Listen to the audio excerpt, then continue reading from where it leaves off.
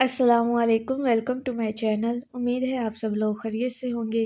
آج ہم ریڈ کریں گے ناول تجھ پہ حق ہو بس میرا، مصنفہ سجیلا نثار، قسط نمبر 8۔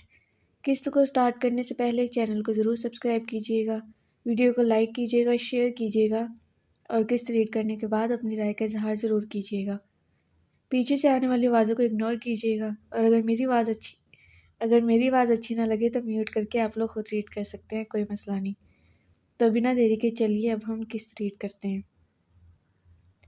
یار میں نہیں آ سکتا، تم لوگ سنبھال لو۔ نوح اپنے کپڑوں کا بیگ ویسے ہی الماری میں پٹکتا، اپنا فون بیڈ سے اٹھاتا، اسپیکر سے فون ہٹائے اپنے کان سے لگایا تھا اور پھر بیڈ پر بیٹھتا، کمبل پیروں پر لیا تھا۔ دوسری جانب سے ابھی بھی کچھ کہا جا رہا تھا۔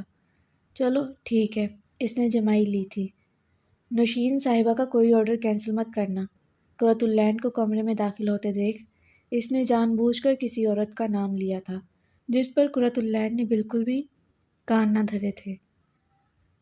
سب کے کینسل کر دینا لیکن نوشین کا نہیں، وہ میری پرانی کسٹمر ہے۔ نوح نے پرانی پر خاصا زور دیا تھا اور ساتھ قرۃ العین کو بھی دیکھا جو اپنا بیگ دیکھ رہی تھی۔ پھر سے کوئی نوٹس نہ لیا گیا تھا۔ نوح نے منہ بناتے فون کان سے ہٹایا تھا کیونکہ کال تو پہلے سے ہی کاٹی جا چکی تھی۔ وہ تو بس قرۃ العین کو تنگ کرنے کے لیے فون کان سے لگائے ایسے بات کر رہا تھا۔ کیا کر رہی ہیں؟ اس کی مسلسل مصروفیت پر نوح نے بالآخر پوچھا تھا۔ وہ ویسے ہی بیگ دیکھتی بیڈ پر آ کر بیٹھی تھی۔ آپ اتنے وقت سے مجھے پیسے دے رہے ہیں اور میں انہیں ویسے ہی بیگ میں رکھ دیتی ہوں، کبھی دیکھے نہیں کہ کتنے ہو گئے ہیں، سوچا آج گنتی ہوں۔ وہ بیگ بیڈ پر رکھتی اندر سے ہزار والے نوٹ نکالتی بیڈ پر رکھتی بولی، کچھ سلامت تھے تو کچھ کچومر بنے ہوئے تھے، مگر تھے وہ بھی ٹھیک۔ وہ اب پیسوں کو اکٹھا کر رہی تھی۔ پیسہ تو میرے ہاتھ کی بھی میل ہے میل، لیکن میرے ہاتھ آج کل بہت صاف ہیں۔ نوح پل کو ٹھہرا اور پھر ہاتھوں کو دیکھتے آخری بات کہی تھی۔ قرۃ العین پیسے اکٹھے کرتی اس کی بات سنتی مسکرائی تھی۔ نوح نے سر اٹھائے اس کے ہاتھ میں موجود ہزار کے نوٹوں کو دیکھا۔ آنکھوں کی گستاخیاں معاف ہوں، وہ کن اکھیوں سے قرۃ العین کے ہاتھ میں پکڑے ہزار کے نوٹوں کو دیکھتا گنگنایا تھا۔ اس کی گنگناہٹ پر قرۃ العین نے سر اٹھائے اسے دیکھا اور پھر نوح کی نظروں کا تقاضا اپنے پیسوں پر دیکھے اس نے فوراً سے اپنے پیسوں کو مٹھی میں لیا تھا۔ خبردار جو میرے پیسوں پر نظر بھی رکھی تو لالچی انسان۔ اس کے اس عمل پر نوح جی بھر کر بدمزہ ہوا تھا اور پھر خفگی سے اسے دیکھا۔ یہ میرے دیے ہوئے ہی پیسے ہیں محترمہ، تو کیا اب احسان جتائیں گے؟ نہیں تو، اور اس کا واقعی ایسا ارادہ نہیں تھا۔ وہ تو اپنا آپ اس پر وار دے، یہ پیسے کیا چیز تھے، اس نے تو محض اسے تنگ کرنے کے لیے کہا تھا۔ تو پھر گندی نظر بھی مت رکھیں۔ توبہ اتنا پیسہ کہاں لے کر جائیں گی؟ وہ اسے پیسے گنتے دیکھ بولا، آپ کے پاس بھی تو اتنا پیسہ ہے، آپ تھوڑی نہ اسے قبر میں لے کر جائیں گے۔ وہ مسکراہٹ دبائے بولی تھی، بس شوہر کو مارنا باقی رہ گیا تھا، وہ بھی مار دیں۔ اس کے یوں بولنے پر وہ ہنسی تھی۔ ویسے میں مر گئی تو آپ کیا کریں گے؟ آپ کی جائیداد پر قبضہ، نوح بولتا ساتھ کہکا لگا اٹھا تھا۔ قرۃ العین نے ناراضگی سے اسے دیکھا۔ یقیناً وہ اس کی جانب سے کسی رومانٹک جملے کی توقع کر رہی تھی۔ ویسے اس دن آپ نے خودکشی کے متعلق بات کی تھی، اگر آپ چاہیں تو میں آپ کو اس کے کافی سارے مناسب سے طریقے بتا سکتا ہوں، بس بدلے میں ایک سائن چاہیے اور کچھ نہیں۔ میں سوچ بھی نہیں سکتی تھی آپ اتنے لالچی ہیں۔ آپ سوچے تبھی تو میں اتنا لالچی بنا ہوں۔ وہ پھر سے ہنسا تھا، اس بار قرۃ العین بھی ہنس دی اور پیسے اس کے سامنے لہرائے تھے۔ نوح نے مسکرا کر سائڈ ٹیبل پر اپنا والٹ اٹھایا اور اس کی جانب اچھالا تھا اور پھر خود پیچھے بیڈ کی پشت سے ٹیک لگائے اسے دیکھا جو اس کا والٹ اٹھائے اب چیک کر رہی تھی۔ اتنے پیسے؟ قرۃ العین نے 5,000 والے نوٹ نکالے تھے جو کم از کم 30 یا 40 تھے اور پھر آنکھیں چھوٹی کیے اسے گھورا۔ میرے سامنے شوخی مار رہے ہیں ہاں کہ آپ کے پاس پیسے زیادہ ہیں؟ اس کی بات پر وہ سنتا سر نفی میں ہلا گیا تھا اور پھر ٹیک چھوڑے آگے ہوا۔ ارے نہیں پاگل، آپ کو دیے ہیں یہ سارے پیسے۔ نوح نے ہاتھ بڑھائے اس کی گال کو چھوا تھا۔ مجھے؟ اس نے بے یقینی سے پوچھا۔ ہاں آپ کو۔ نہیں مجھے نہیں چاہیے، بھلا میں کیا کروں گی؟ وہ سر کو نہ میں ہلاتی پیسے واپس والٹ میں رکھتی اس کی گود میں رکھ چکی تھی۔ آپ بس مجھ سے محبت کریں محترمہ۔ نوح نے اس کا ہاتھ تھاما تھا۔ جی نہیں، میں تو فی الحال نیچے جا رہی ہوں۔ وہ اپنا ہاتھ چھڑواتی بیڈ سے اٹھی تھی۔ نیچے کیوں؟ نوح نے دوبارہ اس کا ہاتھ تھاما تھا۔ آنٹی کے پاس۔ کتنی بار منع کیا ہے مت جایا کریں۔ وہ سنجیدہ ہوا تھا۔ لیکن کیوں؟ وہ مجھے بہت پسند ہے اور آپ مجھے مت روکیں۔ اس نے اپنا ہاتھ دوبارہ کھینچا تھا اور پھر چند نوٹ ہاتھ میں لیتے باقی واپس بیگ میں رکھے تھے۔ این کوئی ضرورت نہیں جانے کی۔ نوح بگڑا تھا۔ اوف نوح، لیکن کیوں؟ کیونکہ میں کہہ رہا ہوں، اور اگر میں جاؤں تو؟ اس کی بات پر نوح نے بے تاثر نگاہوں سے اسے دیکھا تھا۔ خبردار جو کمرے سے ایک قدم بھی نکالا تو۔ آپ مجھے جانتی نہیں ہیں میں کتنا بد دماغ آدمی ہوں، کتنا برا ہوں، بہت خطرناک ہوں، بڑا بے رحم ہوں، کچا چبا جاؤں گا۔ ہاں ہاں بس ٹھیک ہے، رٹ گیا ہے یہ مجھے، اب آگے بولیں۔ قرۃ العین اس کی بات بیچ میں کاٹتی بولی تو نوح نے منہ بنائے اسے دیکھا جو بے پرواسی ابھی سے دیکھ رہی تھی۔ تم پیدائشی اتنی زبان دراز ہو یا مجھے سیریس نہیں لیتی؟ تم نہیں آپ، وہ پھر سے ٹوک گئی تھی۔ ہاں وہیں آپ محترمہ۔ نوح نے اپنی بات کی تصحیح کرتے ساتھ اپنے بالوں میں ہاتھ پھیرا تھا۔ اب میں جاؤں؟ وہ بولتی رکی نہ تھی، فوراً کمرے سے نکلی تھی، کیونکہ جانتی تھی اگر رکی تو نوح کوئی نئی بات شروع کر لیتا۔ نوح نے اس آدھ کھلے دروازے کو گھورا تھا۔ وہ لڑکی پیار کی زبان تو سمجھتی ہی نہیں تھی۔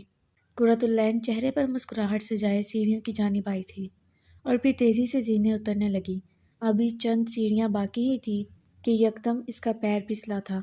اس اچانک افتاد پر وہ سنبھلنے کی کوشش کے باوجود اسے سنبھلا نہ گیا تھا۔ بلند و بالا چیخ اس کے حلق سے برآمد ہوئی تھی اور اس سے پہلے وہ گرتی کہ اس کی کلائی کو کسی نے اپنی مضبوط گرفت میں پکڑا تھا اور اسے گرنے سے بچانے کے لیے اپنی جانب کھینچا تھا۔ قرۃ العین نے بند آنکھوں سے ہی اس وجود کی قمیض کو مٹھیوں میں جکڑا تھا۔ دل خوف کے مارے تیز تیز دھڑکنے لگا تھا۔ کچھ لمحوں بعد بچ جانے کے احساس اور انجان سی خوشبو پر اسے ذرا ہوش آیا تھا، پھر فٹ سے آنکھیں کھولی۔ آنکھیں کھولتے ہی اس وجود کو دیکھتے بے ساختہ اس کا رنگ فک ہوا تھا۔ وہ وجود کسی اور کا نہیں بلکہ دستگیر کا تھا۔ دستگیر؟ دھڑکتے دل کے ساتھ اس کے لبوں سے دستگیر کا نام نکلا تھا اور پھر اگلے ہی لمحے وہ اسے دھکا دیتی اس سے فاصلہ برقرار کر چکی تھی۔ تم ٹھیک ہو؟ دستگیر بھی ایک سیڑھی اوپر چڑھتا اس سے پوچھنے لگا۔ قرۃ العین کچھ بولنا چاہتی تھی لیکن اس کی نظر تو اوپر پہلی سیڑھی پر کھڑے نوح پر تھی۔ قرۃ العین کو اپنا آپ ڈوبتا ہوا محسوس ہوا۔ وہ نوح کے تاثرات سمجھنے سے قاصر تھی جو خاموشی سے کھڑا اسے دیکھ رہا تھا۔ قرۃ العین تم؟ دستگیر نے دوبارہ بولنا چاہا مگر نیچے لاؤنج میں موجود عائشہ کو دیکھتے اس کی زبان کو بھی قفل بندھا تھا۔ یقیناً نوح اور عائشہ دونوں قرۃ العین کی چیخ سنتے وہاں آئے تھے۔ عائشہ ضبط سے انہیں دیکھتی واپس کچن کی جانب مڑ گئی تھی۔ دستگیر بھی تیزی سے زینے اترتا اس کے پیچھے ہی لپکا تھا۔ ہمیشہ اس کے ساتھ ہی ایسا کیوں ہوتا تھا؟ جبکہ قرۃ العین وہیں کھڑی گہرے سانس لیتی نوح کو دیکھ رہی تھی جو اب دھیرے دھیرے سیڑھیاں اترتا اس کے پاس آیا تھا۔ نوح پلیز میری بات۔ اس نے فوراً اس کے قریب ہوتے اپنی صفائی پیش کرنا چاہی تھی لیکن نوح نے اس کے لبوں پر انگلی رکھے اس کو خاموش کروایا تھا اور پھر مسکرا کر اسے اپنے ساتھ لگایا۔ مجھے آپ پر خود سے بھی زیادہ یقین ہے۔ یوں اپنے حوالے سے کوئی بھی صفائی پیش کرتے اس یقین کو شرمندہ مت کریں۔ نوح اسے اپنے ساتھ لگائے ہی بولا۔ قرۃ العین نے سر اٹھائے اسے دیکھا۔ آپ کو سچ میں مجھ پر یقین ہے نا؟ میں گرنے بس وہ پھر سے اسے خاموش کروا گیا تھا۔ مجھے آپ پر پورا یقین ہے، وہ پھر سے کہتا اسے خود کے سینے سے لگا گیا۔ نوح نے اسے خود سے ہی لگائے سر جھکائے سیڑھیوں کی جانب دیکھا۔ جہاں سیڑھی پر وہ کھڑے تھے اس سے نچلی سیڑھی پر کچھ آئلی سا گرا ہوا تھا، شاید تیل یا کچھ اور پھسلن زدہ تھا۔ نوح نے بے اختیار ہونٹ بھینچے تھے اور پھر ملازمہ کو آواز دی، ان سیڑھیوں کو اچھے سے صاف کریں اور دوبارہ ایسا نہ ہو۔ میں نہیں چاہتا میری محترمہ کو کوئی نقصان پہنچے۔ وہ سختی سے ملازمہ سے کہتا قرۃ العین کو لیے اوپر گیا تھا۔ وہ نہیں چاہتا تھا کہ قرۃ العین کی نظر اس پھسلن زدہ چیز پر جاتی اور یہ سوال کرتی۔ دستگیر عائشہ کو پکارتا کچن میں آیا تھا جہاں وہ برتن تقریباً پٹک ہی رہی تھی۔ عائشہ پلیز میری بات۔ آپ کیا چاہتے ہیں؟ ایک ہی بار میں کیوں نہیں مار دیتے؟ عائشہ روتے ہوئے بولی، تقریباً چلائی تھی۔ سر پر جمع دوپٹہ شانوں پر گرا تھا۔ پلیز ایسا مت کہو۔ دستگیر نے بے قراری سے اس کے ہاتھ تھامے تھے۔ قرۃ العین گرنے والی تھی تو گرنے دیتے، وہ بولتی رخ پھیر گئی تھی۔ دستگیر نے آگے بڑھتے اسے پیچھے سے ہی سار میں لیا تھا۔ وہ میرے بھائی کی محبت ہے، میرے بھائی کی بیوی، اس سے زیادہ کچھ نہیں، پلیز یقین کرو میرا۔ دستگیر اپنا چہرہ اس کے بالوں میں چھپائے بولا۔ مجھ سے نہیں ہوتا برداشت، مجھے جلن ہوتی ہے۔ وہ روتے حقیقت بیاں کر گئی تھی۔ وہ اس جلن، اس تکلیف سے تھک گئی تھی۔ اسے یقین تھا مگر دل جو جلتا تھا اس کا کیا کرے۔ میں صرف تمہارا ہوں، صرف تمہارا۔ میرے ہو کر بھی غیر کی جاگیر لگتے ہیں آپ۔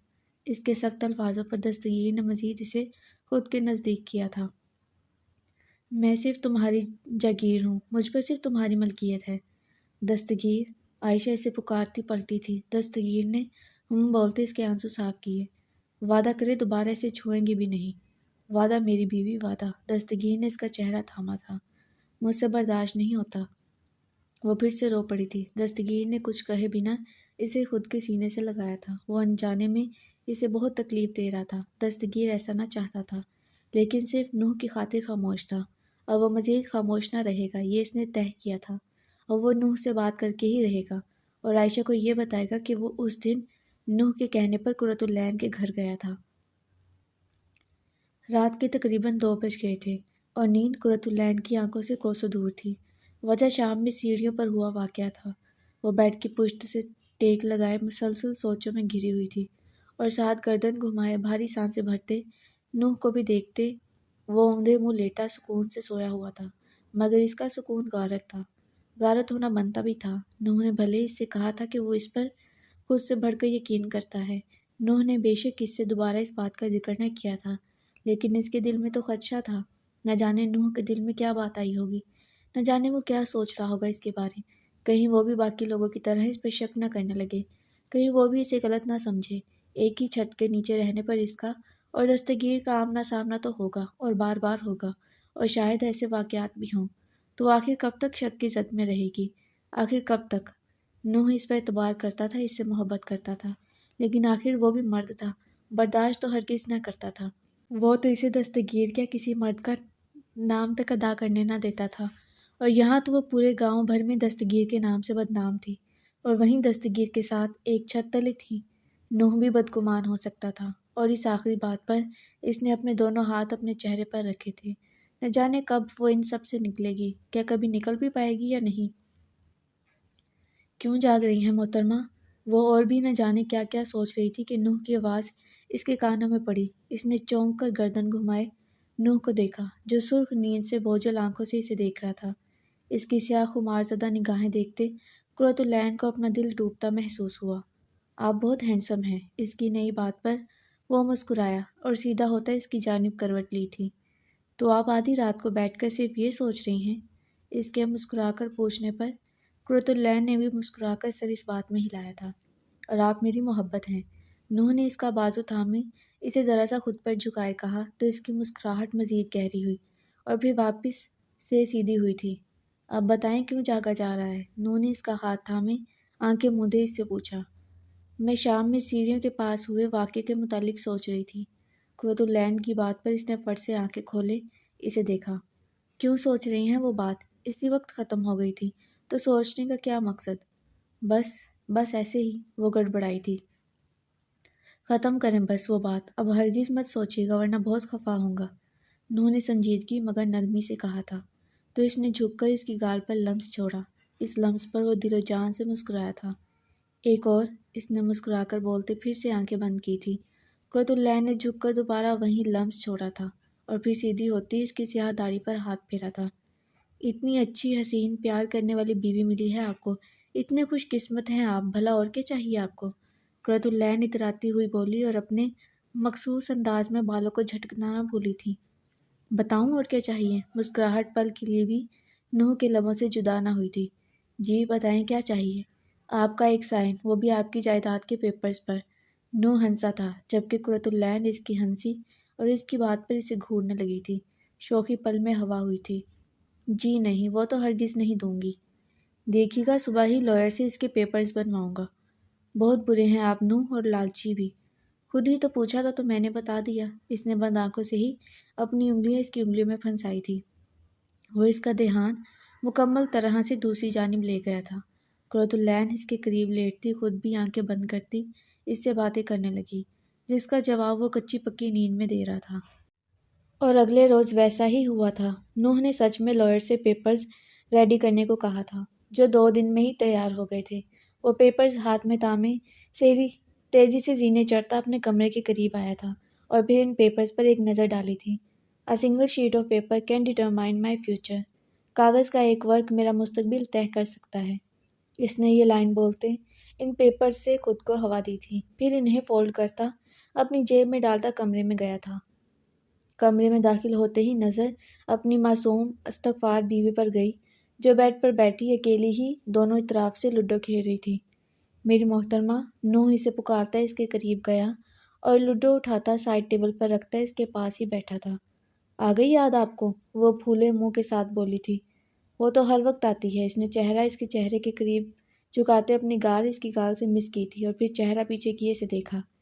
تم بہت بڑی سیلیبریٹی ہو میری جان، ایک آٹوگراف ملے گا؟ نوح مسکراہٹ دبائے بولا تو وہ ہنسی تھی۔ کہاں، دل پر؟ اس نے ہنستے ہوئے ہی پوچھا۔ نہیں، نوح کہتے ہوئے قمیض کی جیب میں فولڈ کر کے ڈالے گئے کاغذات نکالے تھے۔ وہ کاغذات قرۃ العین کی تمام جائیداد کی تھی اور پھر پین نکالتے ان پیپرز کے رائٹ سائڈ آخر کونے میں اشارہ کیا تھا۔ نوح نے حیرت سے قرۃ العین نے حیرت سے پیپر تھامے انہیں دیکھا۔ سیکنڈز کی رفتار میں اس کے تاثرات تبدیل ہونے لگے تھے اور اس کے تاثرات دیکھے نوح کا من کیا وہ کہکا لگا اٹھے۔ نوح احمد خان، وہ اس کا نام چبا کر بولتی تقریباً چلائی تھی اور پھر ان پیپر سے ہی اس کے کندھے پر مارنے لگی۔ ارے ارے دھیان سے، بہت پیسے لگے ہیں۔ نوح نے احتیاط سے ان پیپرز کو اس سے پکڑا تھا۔ مجھے لگا تھا آپ نے اس رات مذاق میں یہ بات کہی تھی۔ چلو مذاق ہی سمجھ لیں، پھر اسی مذاق میں اس پر سائن بھی کر دیں۔ نوح نے دانتوں کی نمائش کرتے کہا۔ وہ اسے محض گھور کر رہ گئی تھی۔ اب وہ اسے کیا ہی کہتی، پھر بھی آخر کو اس کا مزاج خدا تھا۔ اب پیسے آپ کے پاس رہیں یا میرے پاس، ایک ہی بات ہے۔ ویسے بھی میں بہتر طریقے سے ان کی حفاظت کر سکتا ہوں۔ نوح کی بات پر وہ ابھی بھی خاموشی سے بس اسے گھور رہی تھی۔ مجھے یقین نہیں ہو رہا آپ وہی ہیں جس نے میری خاطر 3 کروڑ بھرا ہے۔ یقین تو مجھے بھی نہ ہوتا اگر وہ پیسے میرے ہوتے۔ قرۃ العین کو اس کی بات پر 100 واٹ کا جھٹکا لگا تھا۔ وہ یکدم سیدھی ہوئی۔ کیا مطلب؟ وہیں جو آپ سمجھ گئی ہیں۔ وہ آنکھ دبا کر اور میسنی مسکراہٹ کے ساتھ بولتا اسے یہ سمجھا چکا تھا کہ وہ 3 کروڑ جس سے نوح نے اسے خریدا تھا وہ اس کی ہی پراپرٹی تھے۔ جو میں سوچ رہی ہوں کہہ دیں کہ وہ جھوٹ ہے۔ نہیں، آپ بالکل صحیح سوچ رہی ہیں، اب بھلا آپ سے کیا جھوٹ بولنا؟ نوح نہایت معصومیت سے بولا۔ ہائے میرے خدا، اوف نوح!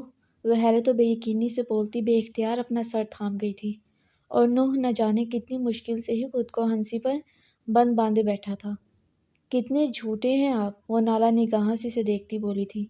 میں نے تو کوئی جھوٹ نہیں بولا، صرف یہی کہا تھا آپ کی خاطر 3 کروڑ بھرا ہے۔ یہ تو ہرگز نہیں کہا تھا کہ اپنے پیسوں سے بھرا ہے۔ نوح نے اپنے پر خاصا زور دیا تھا۔ اور ویسے بھی صرف ایک بوتیک کا مالک ہوں میں، لاکھوں کماتا ہوں، کروڑوں نہیں۔ یہ 3 کروڑ میرے پورے 1 سال کی محنت ہے، 1 سال کی۔ آپ کو شرم نہیں آئی میرے پیسے نکالتے ہوئے؟ اس نے نوح کو شرم دلانے کی بھرپور کوشش کی تھی۔ بیوی کی ملکیت میں آئے سمندر میں سے اگر ایک بوند نکال لی جائے تو بھلا سمندر کو کیا فرق پڑے گا؟ وہ ڈھیٹ پن کا مظاہرہ کرتا ساتھ اس کی جانب فلائنگ کس بھی اچھال گیا تھا۔ قرۃ العین نے ارد گرد متلاشی نگاہوں سے دیکھا اور پھر تکیے کے علاوہ کچھ اور نہ ملنے پر وہ تکیہ اٹھاتی پے در پے اسے مارنے لگی تھی اور نوح ہنستا اس سے بچنے کی ایکٹنگ کرتا اسے تکیے کھا رہا تھا۔ اب اس کمرے میں دونوں کے ہنسنے کی آواز گونج رہی تھی اور اس گونج کو سنتے کمرے کے باہر کھڑے نفوس کے تن بدن میں آگ سی لگ گئی تھی۔ اب جلد ہی قرۃ العین کا کچھ کرنا پڑے گا۔ وہ وجود غصے سے بڑبڑاتا وہاں سے پلٹا تھا۔ نوح بیڈ پر لیٹا قرۃ العین کی جانب کروٹ لیے اس کی نان سٹاپ باتوں کو مسکرا کر سن رہا تھا، جو کوہنی تکیے پر رکھے ذرا سی اوپر اٹھی مسلسل بول رہی تھی۔ نوح، مجھے ابھی پیپرز نہیں دینے، میں اگلے سال دے دوں گی۔ اچانک ذہن میں آنے پر قرۃ العین نوح سے بولی تھی۔ کیوں؟ وہ چونکا تھا۔ ابھی نئی نئی شادی ہوئی ہے اور اس شادی کے اتنے حسین دن میں پڑھائی میں گزار کر تو بالکل ضائع نہیں کرنا چاہتی۔ ابھی میں آپ کے ساتھ بہت سارا وقت گزارنا چاہتی ہوں۔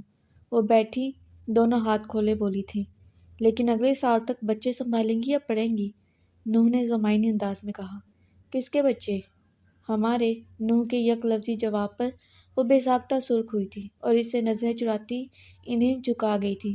بس اگلے مہینے پیپرز ہو جائیں گے تو مکمل فری ہو جائیں گی آپ، پھر ساتھ ہی ہوں گے، ہم بہت سارا وقت گزاریں گے۔